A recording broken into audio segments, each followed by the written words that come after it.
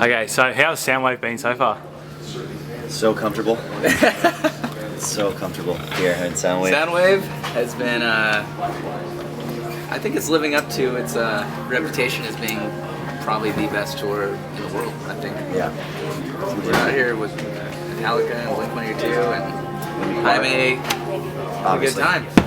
So fun with all these pillows. So what have you been doing in your time off?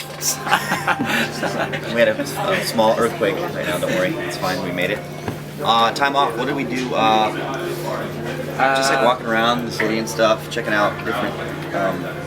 Yeah, we had a few days in Sydney, had a little chance to walk around.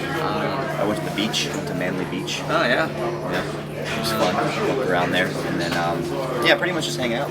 Yeah, we haven't had a chance to really do a whole lot, but it's just So, play these shows. You guys are known for your killer live shows. What prep did you do leading into Soundwave specifically for your live show down under? A lot of prep before this tour. We, you know, because we have a lot of tours coming up, like back to back, and like so we had to make like 5 different set lists, you know, for all the different countries and different lengths of sets, and it was actually kind of a crazy process to go through, but you know, we definitely made a special set just for Soundwave, and you know, we brought out our own, as much of the production as we could, flew out to, you know, the States.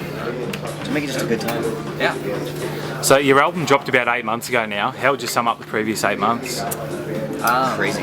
Yeah, it's been awesome. Like this album's definitely taken us to like a lot of new places, you know, and it's really exciting to see, you know, the progression in a lot of different countries, and I don't know, it's definitely had the most impact out of all the albums that we've done, so it's been really cool. And I was just looking at your YouTube account the other day. We've got 9 million hits for your song King for a Day. How much thought went into that video specifically?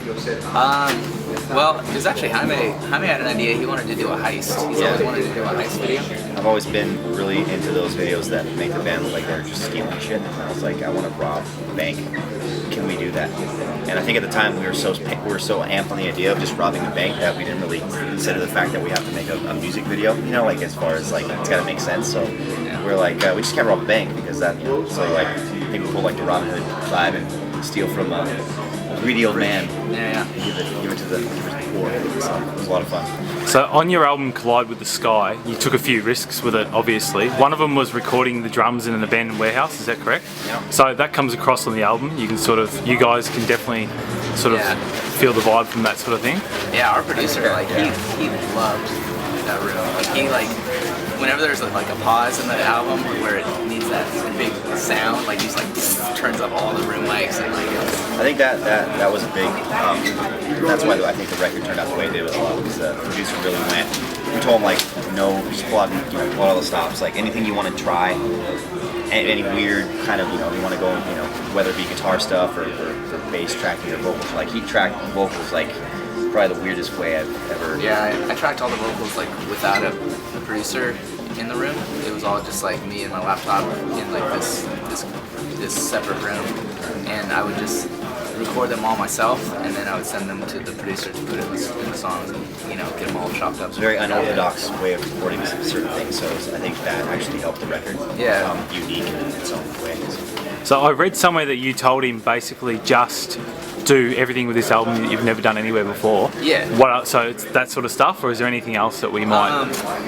Yeah, I mean, what else did we do that was kind of crazy for this record?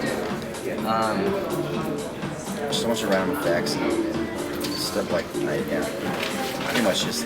I think a lot of it had to do with just me and him being like one-on-one. Like a lot of the guitar work and stuff. You know, we would build these like little rooms for the guitars with like you know, pillows and cushions around the amps, and we tried to do a bunch of special things, and we spent, you know, days and months on guitar tones. Like every single like little guitar that you hear, like the right and the left and the middle and the little things you hear are all like spent hours like trying to get a perfect sound for each part. You know, it wasn't just one tone the whole record. You know, it was different guitars, different amps, different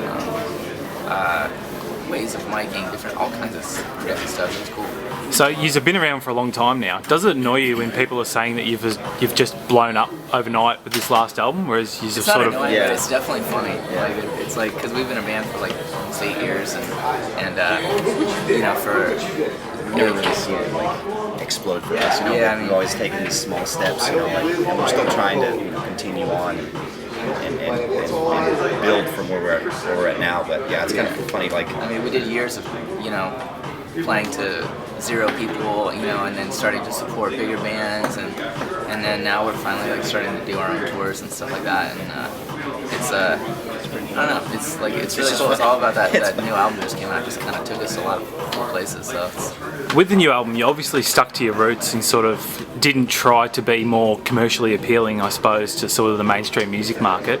Did anyone come knocking trying to sort of commercialise you guys? we tried. We were going radio with Every song, radio, let's go. No, I just know with that record, like that was the first record we did with our new record, Fearless. So like that was like a huge jump for us as far as just how how the record was put out and how all that stuff. So it was awesome. They're really awesome about putting it out. So. Yeah, I think with this record we just kind of. I think it's just a natural progression from the last one. Like we feel like we're getting better at our, everything we do. Songwriting, singing, all that stuff. It's like I think everyone should obviously push themselves to get a little better every time, and that's kind of what we feel that. Personally, we try and make each album better in our eyes. So. We've been doing this. Yeah, we've been doing this for so long. It's like we can't get a little better. Then what are we doing? Well, thanks for talking to AMH TV today, guys. Thank you.